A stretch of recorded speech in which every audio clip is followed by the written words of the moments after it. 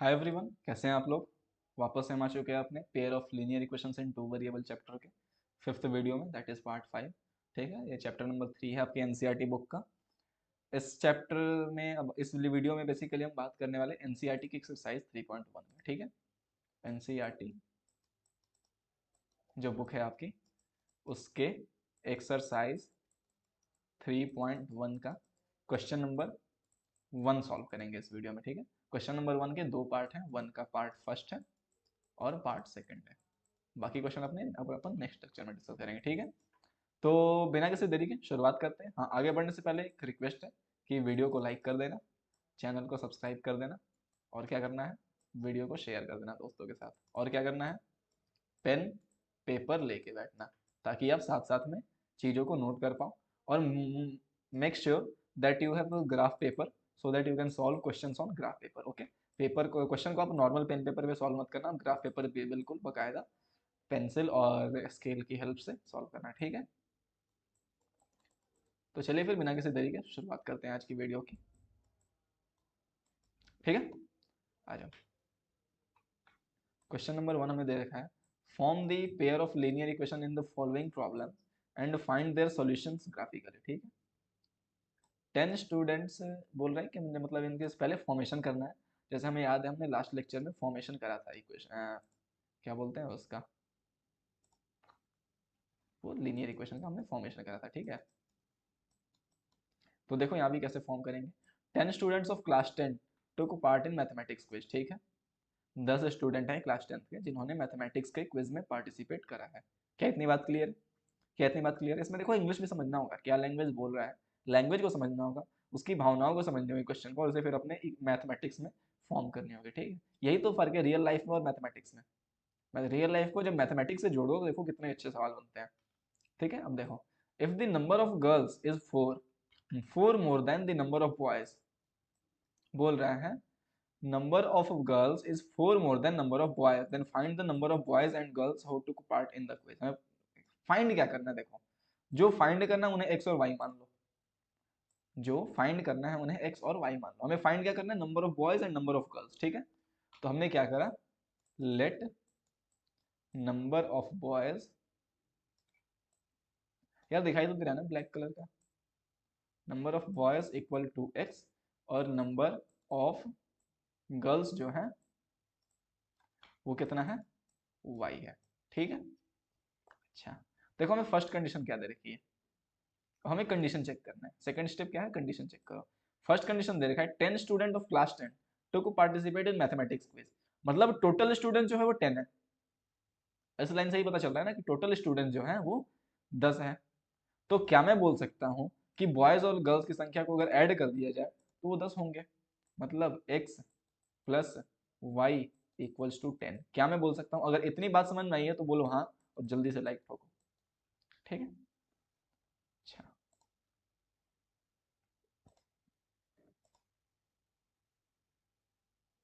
अब एक बात बताना, if the number of girls is 4 more than number of girls is 4 more than number of boys, ये बोल रहा है कि लड़कियों की जो संख्या है वो लड़कों की संख्या से चार ज्यादा है, मतलब गर्ल्स जो है वो लड़कों से 4 ज्यादा है, गर्ल्स जो है वो बॉयज से 4 ज्यादा है। ठीक है, तो number of girls is what, y, और बॉयज क्या है, x है।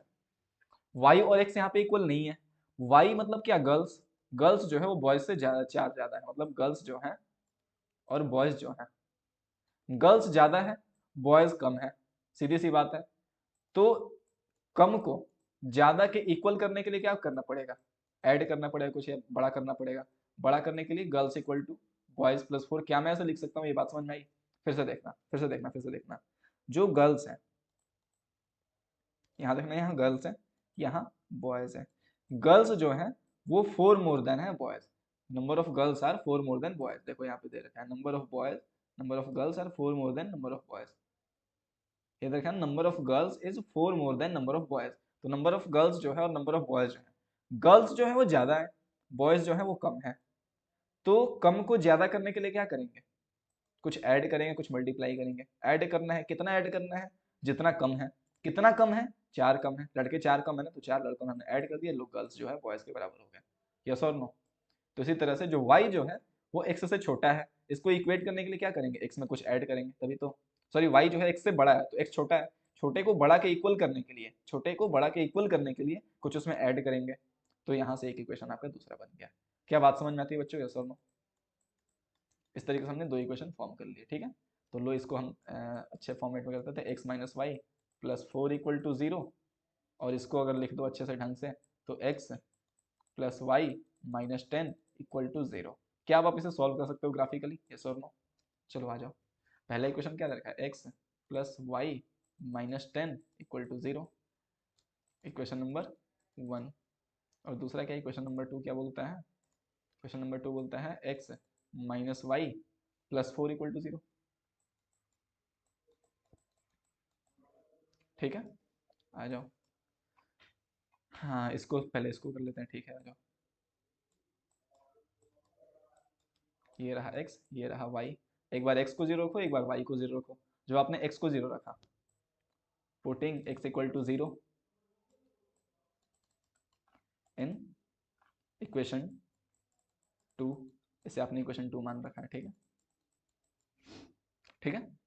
तो क्या हो जाएगा, x की वैल्यू जब 0 रखी तो y की वैल्यू क्या होगी, minus y plus 4 equal to 0, तो यहाँ से y की वैल्यू कितनी आ गई, 4 आ गई, तो y की वैल्यू 4 आ गई। उसी तरह जब आपने y की वैल्यू 0 रखी तो x की वैल्यू माइनस 4 आ जाएगी। आप सॉल्व करके देख लेना, ठीक है। अच्छा, अब यहाँ आ जाओ, यहाँ भी वो डब्बा बना लो, ठीक है। ये रहा आपका x, ये रहा आपका y, एक बार x की वैल्यू 0 रखो, एक बार y की वैल्यू 0 रखो। जब x को 0 रखोगे तो 0 plus y minus 10 equal to 0, तो y की वैल्यू कितनी आ जाएगी, 10, लो 10 रख दिया। फिर एक बार y को 0 रखो तो x plus 0 minus 10 equal to 0, तो यानी कि क्या हो जाएगा, x की वैल्यू क्या हो जाएगी, यहाँ पे फिर से 10 आ जाएगी, तो लो यहाँ पे 10 आ गई x की वैल्यू। क्या बात समझ में आती है, एक इक्वेशन ये रहा, एक दो कोऑर्डिनेट्स ये रहे, दो कोऑर्डिनेट्स ये रहे, इन दोनों का लाइन क्रिएट ड्रॉ कर दो। लो भाई, पहले इक्वेशन के लिए देखो 0, 10 एक कोऑर्डिनेट है, लो x में 0, y में 10, मान लो कोई यहाँ पे पॉइंट है 0, 10 का, ठीक है। दूसरा पॉइंट कम है 10, 0, लो यहाँ पे ड्रॉ कर दिया, मान लो 10, 0 कुछ यहाँ पे है, कुछ ऐसे इस तरीके से, ठीक है। क्या बात समझ में आती है। अच्छा, दूसरी लाइन को ड्रॉ करना है, कलर चेंज कर लो, कलर को आप चेंज कर लो। 0, 4 और -4, 0, देखो 0, 4 मतलब कुछ यहाँ पे 0, 4 आया, और -4, 0 मान लो कुछ यहाँ पे, x में -4 y में 0, लो कुछ यहाँ पे ऐसे आया, ठीक है। जब आप सॉल्व करोगे तो यहाँ पे कुछ कट होने वाली लाइन, अब ये कट होके कहाँ पे आएगी सॉल्यूशन, ये सॉल्यूशन फाइंड करना आपका काम है। कैसे फाइंड करोगे, सॉल्व ग्राफिकली, ग्राफ पे सब बनाओ और देखो कि ये पॉइंट कितना आ रहा है, ठीक है, और बुक से मैच कर लेना, ठीक है, कितना आंसर आ रहा है। क्या बात समझ में आती है बच्चों, यस और नो, जल्दी से बता दो, ठीक है भाई। चलो आ जाओ सेकंड क्वेश्चन पे, आ जाओ जल्दी से बिना किसी तरीके, सेकंड क्वेश्चन को सॉल्व करते हैं, ठीक है। 5 pencil and 7 pens together cost 50 rupees. देखो पेंसिल है और कुछ पेन है, क्या है, कुछ पेंसिल है और कुछ पेन है, टुगेदर कॉस्ट 50 रुपीज, ठीक है। अच्छा, वेयर एज, एक और लाइन देखा है, whereas 7 pencil and 5 pens together cost 46 rupees, ठीक है। पूछ क्या रहा है, find the cost of one pencil and that of one pen. हमने क्या बोला था, हमने ये बोला था कि जो चीज हमें फाइंड करनी है उसे एक्स और वाई मान लो, ठीक है। क्या बात याद है, क्या मेरी बातें याद है आपको, हमने क्या कहा था कि जो चीजें फाइंड करनी है उसे एक्स और वाई मान लो। क्या दे रखा है एक्स और वाई, देखो यहाँ पे क्या निकालना है, cost of one pencil and that of cost of one pen, यही फाइंड करना है ना। तो लो, let cost of one pencil, उसको x मान लो, और कॉस्ट ऑफ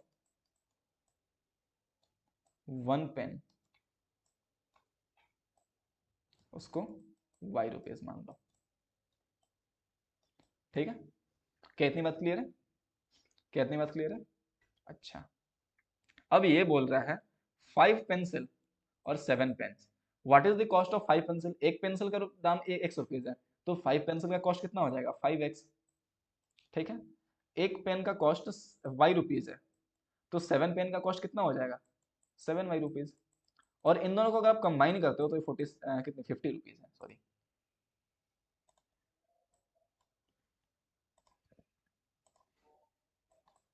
हमें ही बोल रखा है ना, 5 pencil and 7 pen together cost 50 rupees. एक पेंसिल का कॉस्ट x रुपीज है, तो 5 पेंसिल का कॉस्ट कितना होगा, 5x। एक पेन का कॉस्ट y रुपीज है, तो 7 पेन का कॉस्ट कितना हो जाएगा, 7y। इन दोनों को कंबाइनली ऐड कर दो, 5 पेंसिल का कॉस्ट और 7 पेन का कॉस्ट, इन दोनों को अगर आप ऐड कर दो तो 50 रुपीज हो रही है। लो, इक्वेशन नंबर 1 बन गया। ठीक है, इक्वेशन नंबर 2 कैसे बनेगा, देखो कलर चेंज कर लेते, ठीक है। क्या दे रहा है हमें, 7 pencil and 5 pen together. 7 pencil और 5 पेन है, ठीक है। पेंसिल कितने हैं, 7। 7 पेंसिल का कॉस्ट कितना हो जाएगा, एक पेंसिल का कॉस्ट x रुपीज है, तो 7 पेंसिल का कॉस्ट कितना हो जाएगा, 7x। प्लस एक पेन का कॉस्ट y रुपीज है, तो 5 पेन का कॉस्ट कितना हो जाएगा, 5y। अब हमें ये बोल रखा है इन दोनों को कंबाइंडली कितने प्राइस हैं इसके, 46 रुपीज। लो, इक्वेशन नंबर 2 आ गया, इक्वेशन नंबर 2 आ गया। अब इन दोनों इक्वेशन को ग्राफिकली सॉल्व करना है, ठीक है। ग्राफिकली बोला था ना यार, हाँ ग्राफिकली ही बोला था, ठीक है। कितनी बात क्लियर, दो इक्वेशन हमारे पास आ गए, 5x + 7y = 50। पहला इक्वेशन क्या दे रखा है, पहला इक्वेशन हमें दे रखा है बेसिकली 5x + 7y = 50, ठीक है। लो, हमने क्या करा, इसे इक्वेशन 1 बोल दिया। क्या करते हैं, इसे एक टेबल बना लेते हैं,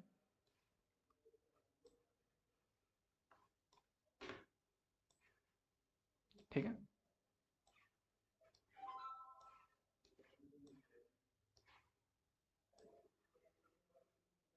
लो,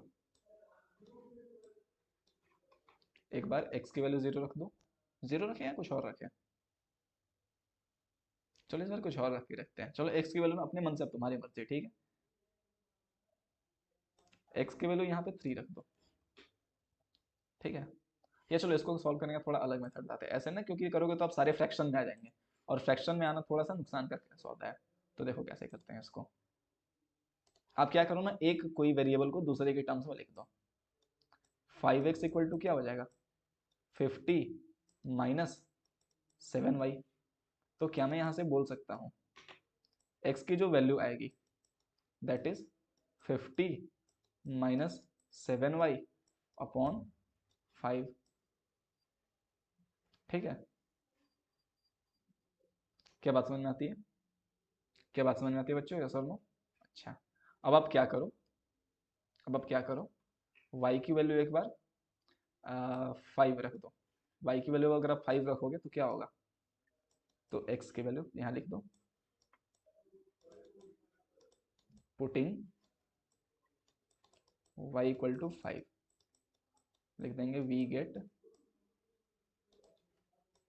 50 - 7 × 5/5, ठीक है।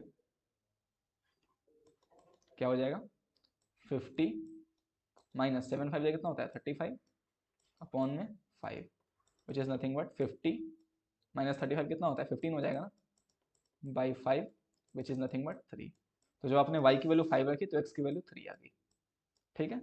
फिर सेकंड इक्वेशन के लिए क्या कर दो, सेकंड कोऑर्डिनेट के लिए पुटिंग y = 0, वी गेट, में क्या मिलता है जब हमने y की वैल्यू 0 रख दी अगर, तो देखो x = 50 - 7 × 0 अपॉन में 5, क्या हो जाएगा 50/5 विच इज नथिंग बट 10। लो, कोऑर्डिनेट्स आ गए, ठीक है। इक्वेशन 1 था ये। हम क्या करते हैं, इक्वेशन 2 के लिए काम करते हैं, ठीक है। हम इक्वेशन 2 के लिए काम करते हैं। इक्वेशन 2 क्या है हमारे पास, 7x + 5y = 46, 7x + 5y = 46, ठीक है। देखो, इसके लिए भी टेबल बना लो ऐसे,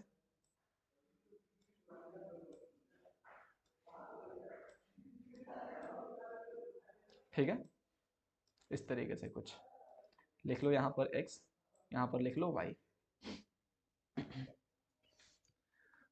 हाँ, अब बात करते हैं एक किसी एक को दूसरी के फॉर्मेट में चेंज कर दो। चलो इस बार भी x को ही करते हैं, ठीक है, या y को कर दें? चलो x को ही करते हैं, ठीक है। 7x इक्वल टू क्या बोल सकता हूँ मैं? 46 माइनस 5y, ठीक है। तो क्या मैं यहाँ से x को बोल सकता हूँ 46 minus 5y divided by 7? Yes और नो? अब बारी बारी से y की वैल्यू कुछ ऐसे रखनी है ताकि x फ्रैक्शन में ना आए, हमारा इंटीजर में है, ठीक है। आई होप ये सब काम आपने करा होगा 9th क्लास में, ठीक है। तो देखते हैं कैसे करना है। अगर y की वैल्यू हम 0 रखते हैं तो 46/7 आएगा, कोई फर्क नहीं पड़ता। 2 रखेंगे तो 10, 36 नहीं।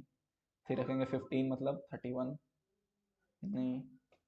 4 रखेंगे तो भी 5 4 से 20 और 26 नहीं। 5 रखेंगे तो भी कुछ फर्क नहीं पड़ता। 6 रखेंगे 25 और इधर 21। हाँ 5 एक बार रख के देखते हैं। y की वैल्यू अगर हमने 5 रखा तो देखो x की वैल्यू क्या आ जाएगी? 46 माइनस 5 5 जा 25 अपॉन में 7। तो 46 में से 25 को माइनस करेंगे तो आई थिंक 21 आएगा upon 7 which is nothing but 3। तो लो x की एक इंटीजरल वैल्यू आ गई 3। अच्छा, फिर एक अगर y की वैल्यू हमने 6 रखी, 5 6 जा 30 नहीं। 7 रखी, 5 7 जा 35, 5 8 जा 40, 5 9 जा 45, 5 10 जा 50, 11 रखा 55, तो भी कोई फर्क नहीं पड़ने वाला। 12 रखा 60। हाँ अगर 12 रखते हैं, देखो अगर हमने y की वैल्यू 12 रखी तो x की वैल्यू क्या आ जाएगी? 46 minus 5 into 12 divided by 7 which is nothing but 46 minus 12 5 से कितना होता है 60 अपॉन में 7 विच इज माइनस का 14 डिवाइडेड बाई 7 विच इज -2। लो दो कोऑर्डिनेट्स आ गए हमारे पास यहाँ पे, ठीक है। क्या कोई दिक्कत है यहाँ तक? कोई डाउट है? अगर कोई डाउट हो तो बता देना यार, ठीक है। यहाँ हमने क्या करा, put x equal y equal to 5 रखा हमने। यहाँ पे क्या करा, पुटिंग y इक्वल टू 12, ठीक है। अच्छा, आगे बढ़ते हैं, हम ड्रॉ करते हैं ग्राफ को, ठीक है। अब हम ग्राफ को आसानी से ड्रॉ करके देखते हैं, ठीक है।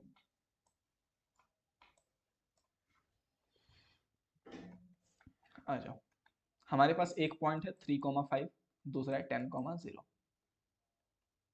तो एक पॉइंट ले लो, कौन सा कलर था ये? येलो था ना, चलो येलो ले लेते हैं। 3,5, x में 3 1 2 3, y में 5 1 2 3 4 5।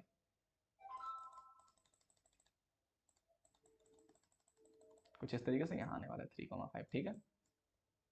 दूसरा है 10,0, x में 10 y में 0, 4 5 6 7 8 9 10। 10,0 एक यहाँ पे आ गया पॉइंट, ठीक है। इन दोनों पॉइंट से अब क्या करोगे, एक लाइन ड्रॉ कर दोगे ऐसे पास होने वाली, ठीक है। इस लाइन का इक्वेशन क्या है? 5x plus 7y equal to 50। यहाँ लिख दोगे 5x plus 7y equals to 50। चलो अब दूसरी इक्वेशन बनाना, दूसरी लाइन ड्रॉ करने की तैयारी करो। दूसरी लाइन क्या है? 7x plus 5y equal to 46, ठीक है। कोऑर्डिनेट क्या है? 3,5, तो एक है कोऑर्डिनेट 3,5। लो भाई यही कोऑर्डिनेट आ गया 3,5। दूसरा कोऑर्डिनेट कौन सा है? -2,12, -2,12। वाई एक्स में -2 1, -2 -1 -2 और वाई में है 12। तो 5 6 7 8 9 10 11 12 वो कहीं यहाँ पे आया, ठीक है। तो ये यहाँ पे कोई लाइन है, यहाँ पे कोई पॉइंट आया, ठीक है। तो इस तरीके से कुछ लाइन गुजरेगी ऐसे, ताकि ये यहाँ पर इंटरसेक्ट करते हुए गुजरे, ठीक है। ऐसे गुजरे, एक पॉइंट ये रहा, एक पॉइंट ये रहा। इस लाइन का इक्वेशन क्या है? 7x plus 5y equal to 46, ठीक है। तो ये हमने दोनों लाइन ड्रॉ कर दिया, ये हमारा सॉल्यूशन आ गया। ये इस पॉइंट का कोऑर्डिनेट क्या है? 3,5, यही है ना। तो x की वैल्यू कितनी आ गई 3, y की वैल्यू कितनी आ गई 5। ठीक है, तो हम क्या बोल सकते हैं, हम ये बोल सकते हैं कि कॉस्ट ऑफ 1 पेन जो होगा that is nothing but 3 rupees and cost of 1 pencil था ना, हाँ पेंसिल था ना एक से, तो 1 pen is 5 rupees and 1 pencil equal to 3 rupees. अगर आपको पसंद ना आ रहा हो कि सॉल्यूशन सही है गलत है, तो आप इस वैल्यूज को दोनों में से किसी भी इक्वेशन में रख के सेटिस्फाई करके देखो, सेटिस्फाई हो गया। चेक करते हैं, देखो वेरिफिकेशन अगले पेज पे, अरे यार जगह ही नहीं है। 5 इंटू एक्स की जगह पे कितना रखा 3 प्लस 7 इंटू वाई की जगह पे कितना रखा 5 इक्वल टू 50 आना चाहिए। देखो एलएचएस देखो, 5 3 कितना होता है 15 प्लस 7 5 कितना होता है 35। लो कितना है 35 और 15 कितना 50 आता है, आरएचएस के इक्वल है। इक्वेशन 2 में रख के चेक करो, देखो 7x plus 5y equal to 46, 7 into 3 plus 5 into 5 कितना आएगा 7 3 21 प्लस 5 5 25। देखो दोनों को ऐड करा 46 विच इज आवर आरएचएस। देखो दोनों सेटिस्फाई हो रही है इक्वेशन को, इसका मतलब जो हमने सॉल्व करा वो सही सॉल्व करा। क्या बात समझ में आती है बच्चों, यस और नो, यस और नो। तो इस तरीके से हमने 2 क्वेश्चंस बहुत ही आसानी से सॉल्व कर लिए। ठीक है, आई होप आपको सारी चीज़ें समझ में आई होंगी। मैंने काफ़ी अच्छे से एक्सप्लेन करने की कोशिश करी है, जितना अच्छा हो सके उतना अच्छा मैंने एक्सप्लेन करने का कोशिश करा है। बाकी चीज़ें आप पर निर्भर करती है, ठीक है, आप किस तरीके से क्वेश्चन को ले रहे हो, किस तरीके से आप अटेम्प्ट कर रहे हो, किस तरीके से आप दिमाग लगा रहे हो। ठीक है, हर तरीके की चीज़ें आप काम करती हैं। और मेक श्योर कि ये जो भी चीज़ें आप सॉल्व करते हो ग्राफ पेपर से सॉल्व करो। ठीक है, ठीक है, फिर बाकी बातें अपन बच्चों नेक्स्ट लेक्चर में डिस्कस करेंगे। तब तक के लिए बाय बाय, टेक केयर। जाने से पहले वीडियो को लाइक जरूर कर देना, कहीं डाउट हो कमेंट करना। ठीक है, थैंक यू वेरी मच।